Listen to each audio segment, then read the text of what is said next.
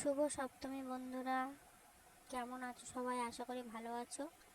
দেখো, আমরা আজকে চলে এসেছি চুনাখালীতে ঠাকুর দেখতে। তো এখানে প্যান্ডেলটা করেছে খুব সুন্দর, খড়ের, পুরোটাই খড় দিয়ে বানিয়েছে, একটা গ্রামের পরিবেশ তুলে ধরেছে।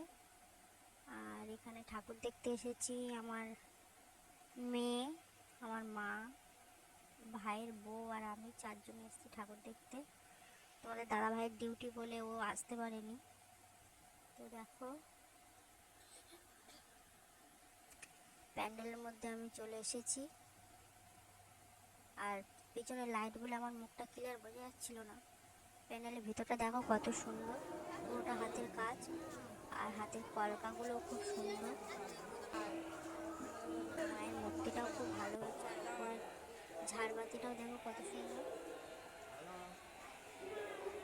চলো যাচ্ছি।